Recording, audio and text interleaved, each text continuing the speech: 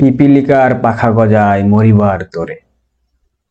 ঠিক আছে, যত গর্জে তত বর্ষে না। এরপর হচ্ছে আপনার খালি কলসি বাজে বেশি। এই যে প্রবাদ বাক্যগুলা, এগুলা কিন্তু বাংলাদেশের মানুষের জনজীবনে অত্যন্ত গুরুত্বপূর্ণ। আমরা বিগত সময়েও দেখে এসেছি। তো বর্তমান যে অন্তর্বর্তীকালীন সরকারের যে যারা নিয়োগকর্তা, সমন্বয়ক, স্পেশালি সার্জিস আলম এবং হাসনাত আব্দুল্লাহ, এরা দুইজন হচ্ছে বাঙালি জাতির ত্রাতা, বাঙালি জাতির মুক্তির জনক, বৈষম্যহীন বাংলাদেশ বিনির্মাণের প্রবক্তা। যখন মানুষের সময় ঘনিয়ে আসে, যখন মানুষ বুঝতে সক্ষম হয় যে তার আর সময় নেই, তিনি আর থাকতে পারছেন না, তখন তিনি তার গলার স্বর অনেকটা নিচু হয়ে যায়, চোখে মুখে আতঙ্ক দেখা যায়, মানে চোখের মুখের উজ্জ্বলতা কমে যায়, দৃষ্টিশক্তি কমে যায়, মানে সব দিক থেকেই সে অন্ধকার দেখা শুরু করে। তো বিগত সময়ে সার্জিস আর হাসনাতের যদি বক্তব্য আপনারা দেখে থাকেন, দেখবেন কি আগ্রাসন, কি ডেসপারেট। খুনি হাসিনা, স্বৈরাচার হাসিনা, খেয়ে ফেলবো, ছিঁড়ে ফেলবো, কবর দেব, বিভিন্ন কথা। কিন্তু আজ যখন তারা একটা সংবাদ সম্মেলন করে তারা ঘোষণা দিল যে বর্তমান অন্তর্বর্তীকালীন সরকার তাদের চাওয়াকে বাস্তবায়ন করার লক্ষ্যে, জনমানুষের চাওয়াকে বাস্তবায়ন করার লক্ষ্যে তারাই এই জাতীয় সরকার গঠনের ব্যাপারে সিদ্ধান্ত নিবে, এবং বাংলাদেশের অন্তর্বর্তীকালীন সরকারের যে প্রধান উপদেষ্টা, তার যে প্রেস সচিব, তিনি সেটা মিডিয়ার সামনে এসে বলেছেন। যদিও গতকাল তিনি বলেছিলেন বৈষম্য বিরোধী ছাত্র আন্দোলনের ব্যানারে যদি কোনো কর্মকাণ্ড ঘটিত হয় সেটার দায় সরকার নেবে না। পোল্ট্রিবাজের একদম 360 ডিগ্রি অ্যাঙ্গেলে কিভাবে পোল্ট্রিবাজি করতে হয় সেটা তার কাছ থেকেই আমরা দেখলাম। তো এই যে সমন্বয়ক হাসনাত আব্দুল্লাহ, সার্জিস আলমের যে গলা সংকীর্ণ হয়ে গিয়েছে, তাদের কথা বলার ধরন পরিবর্তন হয়ে গিয়েছে। সার্জিস আলম তো মানে এমন ভাবে কথা বলতো মনে হয় সে কথা দিয়ে বুলেট ছুড়ে মারবে। তো আজ যে সংবাদ সম্মেলনে তারা বক্তব্য দিয়েছে, বিবৃতি দিয়েছে, সেই বিবৃতিটা একটু আপনারা দেখেন, নিলে মজা পাইবেন না। তো অন্তর্বর্তীকালীন সরকার রাষ্ট্রের পক্ষ থেকে এই জিনিসটি অনুভব করেছে যে রাষ্ট্রের পক্ষ থেকে এই যে ঘোষণাপত্রটি, আমাদের এই জুলাই অভ্যুত্থানের এই ঘোষণাপত্রটি আসা উচিত, যাকে আসলে আমাদের যে প্রোক্লেমেশন অফ জুলাই রেভলিউশন, এটির আমাদের আজকে অর্থাৎ আমাদের 31শে ডিসেম্বর 3টায় শহীদ মিনারে এই ঘোষণাপত্রটি আসলে আমাদের আসার কথা ছিল।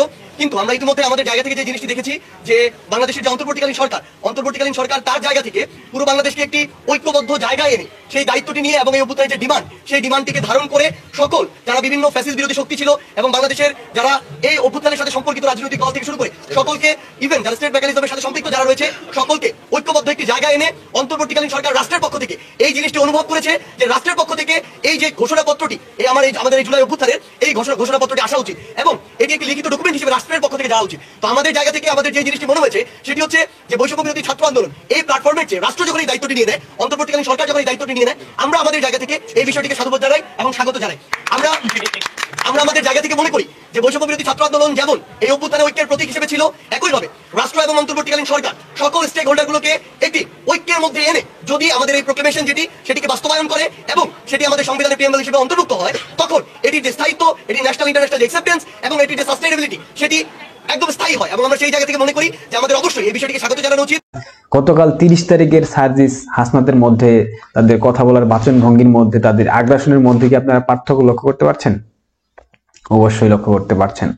যদি নাও পেরে থাকেন আরো ভালোভাবে একটু দেখেন, তাহলে বুঝতে পারবেন। আমি কিন্তু স্পষ্টভাবে দেখতে পাচ্ছি যে তাদের ভোকাল অনেকটা নমনীয় হয়ে এসেছে, তাদের কণ্ঠনালী শুকিয়ে গিয়েছে, তাদের বাতাস বের হয়ে গিয়েছে, তাদের হাওয়া বেলুন বের হয়ে গিয়েছে। কেন হয়ে গিয়েছে জানেন? এর নির্দিষ্ট অবশ্যই কারণ আছে। দেখেন, বর্তমান সরকার যেভাবে ক্ষমতায় বসেছে এটা পুরোপুরি সাংবিধানিকভাবে অবৈধ, আইনি কোনো বৈধতা নাই। এই সরকার সংবিধানকে সমুন্নত রাখার লক্ষ্যে, সংবিধানকে তার নিজস্ব গতিতে চলমান রাখার লক্ষ্যে শপথ নিয়েছে মহামান্য রাষ্ট্রপতি মহোদয়ের কাছ থেকে। এখন এই সরকার চাইলেও কিন্তু এই সংবিধানকে অসম্মান করতে পারবে না, চাইলেও এই সংবিধানকে ছুঁড়ে ফেলতে পারবে না, চাইলেও এই সংবিধানকে বাতিল করতে পারবে না। Quite impossible. কারণ সংবিধানের এমন কিছু বিষয় আছে যেগুলোতে হাত দেওয়া মানে নিজের হাতকে জ্বলন্ত আগ্নেয়গিরির মধ্যে ছেড়ে দেওয়া। সংবিধান চাইলে পরিবর্তন করা যায় না। 30 লক্ষ শহীদ, 2 লক্ষ মা বোনের সম্ভ্রমের রক্তের উপর দাঁড়িয়ে এই সংবিধান নির্মিত হয়েছে। 72 সংবিধান। তোমরা কথায় কথায় বলো মুজিববাদ, ছুঁড়ে ফেলে দাও, মুজিববাদের কবর দেওয়া। আরে বাংলাদেশ নামক রাষ্ট্রের প্রতিষ্ঠাতাই হয়েছে তো মুজিববাদের ভিত্তিতে প্রতিষ্ঠিত হয়েছে বাংলাদেশ। চাইলেই তো বাংলাদেশের জন্মদাতা পিতাকে ভুলে গেলে তো তুমি যারার সন্তান হবা সার্জিস হাসনাত। তোমরা যদি বঙ্গবন্ধুকে ভুলে যেতে চাও, 72-এর সংবিধানকে মুছে ফেলতে চাও, সেই ক্ষেত্রে তোমরা তো এই দেশের যারার সন্তান, স্বীকৃত যারার সন্তান। যাই হোক, এই যে এদের যে মানে একদম কত 2-3 দিন যাবত এদের যে লাফালাফি উড়াউড়ি আপনারা দেখছিলেন, এটা বন্ধ করার পেছনে একটা আন্তর্জাতিক খেলা চলতেছে এখানে। কারণ এই সরকার যারা চালাচ্ছে এবং যারা প্রধান উপদেষ্টা এবং যারা বিভিন্ন উপদেষ্টা মন্ডলী রয়েছে, তারা সবাই জানে যে তারা সাংবিধানিকভাবে অবৈধ। তারা জোরের উপর ক্ষমতা দখল করে বসেছে। কারণ সেই সময় সাধারণ শিক্ষার্থী এবং জনতার একটা ম্যান্ডেট ছিল, তাদের প্রতি একটা সমর্থন ছিল, কিন্তু সেই সমর্থন 4 মাসের ব্যবধানে এসে এখন তলানিতে ঠেকেছে এবং তারা সেটাও বুঝতে পারছে। তবে বুঝার পরেও এখন চাইলেও কিছু করতে পারছে না, কারণ তারা বুঝে গিয়েছে তাদের 2 হাতে হ্যান্ডকাপ আর মাথায় হেলমেট, বুকে বুলেট প্রুফ জ্যাকেট খুব শীঘ্রই উঠতেছে, আমরা যেটা দেখতে পাচ্ছি। আর সার্জিস হাসনাত আব্দুল্লাহ, তোমরা ভাইয়া কোথাও পালাইতে পারবা না, তোমাদের সেই সুযোগ দেওয়া হবে না। এখন দেখেন বাংলাদেশের বর্তমান যে প্রেক্ষাপট, আইন শৃঙ্খলা নাই। এই প্রেক্ষাপট থেকে বের হইতে গেলে সেনাবাহিনীকে আরো বেশি অগ্রণী ভূমিকা পালন করতে হবে। যদিও সেনাবাহিনী যথেষ্ট চেষ্টা করে যাচ্ছে, কিন্তু সম্ভব হচ্ছে না। তবে আমরা যতটুকু ইনফরমেশন পেয়েছি, বাংলাদেশের সেনা ঘাঁটিগুলোতে নাকি আইএসআই এর একটা ছোট ছোট অফিস করা হয়েছে। আইএসআই তাদের পরিকল্পনা চালাচ্ছে কি করবে না করবে। এখন বাংলাদেশের স্বাধীন সার্বভৌম একটা রাষ্ট্রের মধ্যে বসে অন্য একটা দেশের গোয়েন্দা সংস্থা যদি তাদের কর্মতৎপরতা চালাইতে পারে এইভাবে, তাহলে সেই দেশের কি হইতে পারে ভবিষ্যতে, এটা তো আপনাদেরকে বিস্তারিত বলতে হবে না। এটা তো এতটুকু বুধ শক্তি তো আপনাদের মধ্যে রয়েছে, তাই না? তো আমরা খবর পেয়েছি পাকিস্তানের যে পাঞ্জাবের একটা সেনাবাহিনীর দল নাকি বাংলাদেশে এসেছে, তাদেরকে নাকি রাস্তায় দেখা গিয়েছে। কলকাতা ভিত্তিক একটা গণমাধ্যমে আমরা দেখেছি, যদিও সেটা সত্যতা কতটুকু আমরা জানি না। তো ভাই যাই হোক গা, আন্তর্জাতিক ভাবে অনেক চাপ এসেছে। সেটা কি চাপ এসেছে, কিভাবে এসেছে, কোত্থেকে এসেছে, কি চিঠি এসেছে, ইউএন থেকে, জাতিসংঘ শান্তিরক্ষা মিশন থেকে বাংলাদেশ সেনাবাহিনীকে চিঠি দেওয়া হয়েছে। সেই চিঠিতে স্পষ্ট উল্লেখ আছে প্রধানমন্ত্রী শেখ হাসিনার পদত্যাগপত্র এবং বাংলাদেশের সামগ্রিক পরিস্থিতির উপর একটা প্রতিবেদন সেনাবাহিনীকে দিতে হবে। এখন ভাই, সেনাবাহিনী কি সেই পদত্যাগপত্র দিতে পারবে? পদত্যাগ তো শেখ হাসিনা করেন নাই, এটা মিসিং। এইখানে কিন্তু অন্তর্বর্তীকালীন সরকার ফেসে গেল, একটা বিরাট ফাঁসা ফেসে গেল। সেকেন্ডত, বাংলাদেশের সামগ্রিক প্রেক্ষাপট যদি বিস্তারিতভাবে তুলে ধরে, সেই ক্ষেত্রে কিন্তু জাতিসংঘের মানবাধিকার কমিশনের কিন্তু একটা টিম কিন্তু বাংলাদেশে কাজ করতেছে। এদের রিপোর্ট এবং সেনাবাহিনীর রিপোর্ট যদি মিল না হয়, সেই ক্ষেত্রে সেনাবাহিনী কিন্তু প্রশ্নবিদ্ধ হবে। এবং বাংলাদেশ সেনাবাহিনীর যে বেতন ভাতা, যারা স্পেশালি যারা কর্মী মানে সৈনিক লেভেলের আছে, তেমন একটা বেশি না। এরা প্রত্যেকেই একটা মিশন প্রত্যাশা করে, অর্থাৎ জাতিসংঘের শান্তিরক্ষা মিশনে তারা যাবে, তাদেরকে সরকারের পক্ষ থেকে, সেনাবাহিনীর পক্ষ থেকে পাঠানো হবে একটা ভালো অ্যামাউন্টের অর্থ, তারা সেখান থেকে নিয়ে এলাকায় যাবে, বড় বড় বাড়ি করবে, গাড়ি করবে, সন্তানদেরকে ভালোভাবে রাখবে, এটা প্রত্যেকে প্রত্যাশা করে। তো যদি জাতিসংঘ শান্তিরক্ষা মিশন থেকে বাংলাদেশ সেনাবাহিনীকে নিষেধাজ্ঞা প্রদান করা হয়, সেই ক্ষেত্রে কিন্তু সোলজার যারা রয়েছে তাদের কপালে কিন্তু শনির দশা নেমে আসবে। এছাড়াও বাদবাকি যারা সেনা কর্মকর্তা আইএসআই এর সাথে সম্পৃক্ত, আইএসআই প্রেসক্রিপশনে কাজ চালাচ্ছে, এদের কপালে অনেকটা শনি আবহমান। এখন পর্যন্ত এই যে বাইডেন প্রশাসনের সুরসুরিতে সার্জিস হাসনাত লাফালাফি করতেছে না, এই লাফালাফি জানুয়ারি 20 তারিখের পর থাকবে না। আপনারা যারা কথায় কথায় বলেন যে যুক্তরাষ্ট্রের ফরেন পলিসি কখনো চেঞ্জ হয় না, আপনারা বোকার স্বর্গে বাস করেন। আপনারা ভালোভাবে পড়াশোনা করবেন ট্রাম্পের সম্পর্কে, ট্রাম্প কেমন মানুষ, তুলসী গ্যাবার্ড কেমন ব্যক্তিত্বের অধিকারী, এখনো চিন্ময় দাস প্রভুকে কিন্তু ছাড়া হয় নাই। হ্যাঁ, তো ভুলের সাগরে ভাসতে ভাসতে ভাসতে ভাসতে ভাসতে ভাসতে ভাসতে ভাসতে এমন ডুবা ডুববে, সেই ডুবা থেকে আর বাঁচাতে পারবে না নিজেদের জীবনকে।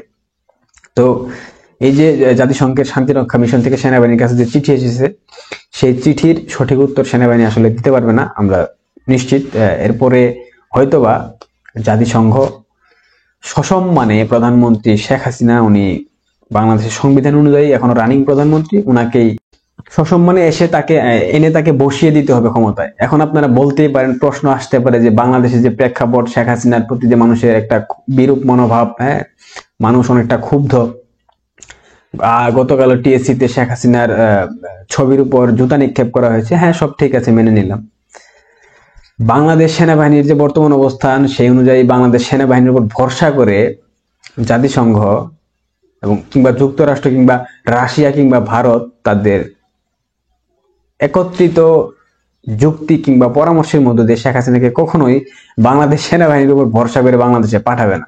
হ্যাঁ, তাকে অবশ্যই জাতিসংঘ শান্তিরক্ষা মিশনের যে রক্ষী বাহিনী আছে তাদের মাধ্যমে শেখ হাসিনাকে বাংলাদেশে পাঠাবে, এবং তারা যদি এসে এখানে দেখে এবং শেখ হাসিনা বাংলাদেশে প্রবেশের পর যদি তিনি কোনোভাবে অভিযোগ করেন যে বাংলাদেশে ক্যান্টনমেন্টে কিংবা অন্য কোনো স্থানে বা অন্য একটা দেশের গোয়েন্দা সংস্থা কিংবা অন্য একটা দেশের সেনাবাহিনীর কর্মকর্তা বা কর্মচারীরা এসে তাদের সার্বভৌমত্ব এবং স্বাধীনতাকে হুমকির মুখে ফেলে দিচ্ছে, সেই ক্ষেত্রে পাকিস্তান আর্মির কি হবে কিংবা আইএসআই এর কি হবে সেটাও আপনারা একবার একটু চিন্তা করেন। হ্যাঁ, জাতিসংঘ মিন্স জাতিসংঘ।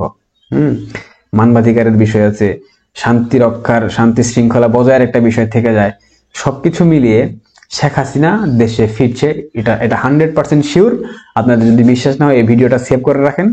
যদি না মিলে আমার কথা তাহলে আপনারা আমাকে যা ইচ্ছা বললেন, যা গালাগালি করেন, কমেন্ট বক্স উন্মুক্ত আছে। শেখ হাসিনা ফিরছেন, এবং এই যে যারা সমন্বয়কারী রয়েছে, যারা উপদেষ্টা পরিষদে রয়েছে, যারা আরো বিভিন্ন সংগঠনের যারা নিষেধাজ্ঞা করছে আওয়ামী লীগকে নিয়ে, বাংলাদেশ আওয়ামী লীগের কর্মী সমর্থকদের বাড়িঘর জ্বালিয়ে পুড়িয়ে দিয়েছে, লুটপাট করেছে, ছিনতাই করেছে, সবার যে কি হবে ভাই একবার জাস্ট কল্পনা করেন। শেখ হাসিনা দেশে নাই, মাঝে মধ্যে তার কর্মী সমর্থকরা জানান দিচ্ছে যে উনি ফিরছেন, তাতে আপনাদের প্যান্ট ভিজে যাওয়ার অবস্থা। আর যদি সে সত্যিকার অর্থে দেশে ঢুকে শাহজালাল আন্তর্জাতিক বিমানবন্দরে অবতরণ করেন, সেই ক্ষেত্রে আপনাদের তো প্যান্টে ভাই আপনারা হিসুমিশু করে দিবেন, এছাড়াও আরো বিভিন্ন কিছু করতে পারেন। তো যাই হোক, শেখ হাসিনা ফিরছেন এবং তাকে ফেরানোর জন্য ডোনাল্ড ট্রাম্প, যুক্তরাষ্ট্র, রাশিয়া, চীন, ভারত একত্রিত হয়ে তাকে ফেরাবে, তাদের নিজেদের স্বার্থ হলো ফেরাবে। কারণ চীন কখনোই চাইবে না, ভারত কখনোই চাইবে না তাদের দেশের পাশে আর একটা বিস্ফোরা পাকিস্তান জন্ম নিক, একটা মিনি পাকিস্তান সৃষ্টি হোক, আর একটা আফগানিস্তান সৃষ্টি হোক। সেই সংখ্যা থেকে হলেও তাদের নিজেদের সার্বভৌমত্ব, তাদের নিজেদের স্বাধীনতা স্বার্থে, রক্ষার স্বার্থে তারা বাংলাদেশে শেখ হাসিনাকে আবারও প্রত্যাবর্তন করার জন্য সর্বোচ্চ সুযোগ সুবিধা কিংবা সহায়তা করবেন, এটা নিশ্চিতভাবে বলা যায়। আর যেহেতু শেখ হাসিনা সংবিধান অনুযায়ী এখনো রানিং প্রধানমন্ত্রী বাংলাদেশের, সেহেতু শেখ হাসিনা বাংলাদেশে প্রবেশ করছেন, এটা মোটামুটি নিশ্চিত। এবং তিনি আসার পর যদি কোনো ক্রমে জাতিসংঘের শান্তি রক্ষা মিশনের শান্তিরক্ষী বাহিনী যদি তার সাথে বাংলাদেশে প্রবেশ করে, আপনাদের কি হবে ভাই? বোন, আফা, মাসি, খালা, খালু, হ্যাঁ, এবার একটু ভাইব বানিয়েন প্লিজ, একটু ভাইব বানিয়েন, ঠিক আছে? বেশি কিছু না কইলাম, অহন তো আমারে কইবেন আমি আওয়ামী লীগের দালাল, কইতে থাকেন, সমস্যা নাই। তবে শেখ হাসিনা ফিরছেন এটা মোটামুটি নিশ্চিত হয়ে আমি আপনাদেরকে বলতেছি, এবং আপনাদের কপালে কি আছে আপনারা একটু প্লিজ মনোযোগ দিয়ে ভাববেন, ঠিক আছে? আর সার্জিস হাসনাত, তোমরা এই 31 তারিখ মানে আজকা আমি যখন ভিডিওটা করতেছি, তোমরা সংবিধান পাল্টায় ফেলো, হ্যাঁ ঠিক আছে, পাল্টাও। তোমাদের সেই সংবিধান কতটুক হয় বা কতদিন টিকে সেটা আমরা দেখতে চাই। তো তোমাদের এই রাষ্ট্রদ্রোহিতা, মেট্রো রেলে আগুন দিয়েছো, 3000-এর উপর পুলিশ হত্যা করেছো, গণভবন ভাঙচুর করেছো, অগ্নিসংযোগ করেছো, শেষ সময় নিজেদের দুর্নীতি, নিজেদের অর্থ কেলেঙ্কারি ঢাকার জন্য সচিবালয়ে আগুন দিয়েছো, আওয়ামী লীগের কর্মী সমর্থকদের ঝুলিয়ে হত্যা করেছো, তারপর 100টার উপরে কলকারখানা বন্ধ করেছো, শ্রমিক হত্যা করেছো, ছাত্র আন্দোলনে স্নাইপার ব্যবহার করে শুভ আফ্রিদির মতো বিপথগামী সাবেক সেনা কর্মকর্তাদেরকে দিয়ে তোমরা স্নাইপার শট করে মানুষকে মেরেছো, মীর মুগ্ধের হত্যাকারীও তোমরা, আবু সাইদের হত্যাকারীও তোমরা, বাদ বাকি যারা সেই জুলাই আন্দোলনে চিটিং বিপ্লবে মারা গিয়েছে তাদেরকে তোমরা যদি শহীদ বলো তোমাদের স্বার্থে, সে তারা কিন্তু শহীদ না, তারা চিটিং বিপ্লবের শিকার। প্রত্যেকটা খুনের বদলা তোমাদের থেকে নেওয়া হবে ভাইয়া, আর তোমরা পালাইতে পারবে না এটা মোটামুটি নিশ্চিত। তোমরা পৃথিবীর যে প্রান্তে যাও না কেন তোমাদেরকে এখান থেকে নিয়ে আসা হবে। প্রস্তুতি নাও, শেখ হাসিনা ফিরছেন, এটা কনফার্ম, এটা 100% সত্য, এটা 100% সুনিশ্চিত হয়ে আমি বলতেছি। তোমরা ভালো থাকো, সুস্থ থাকো।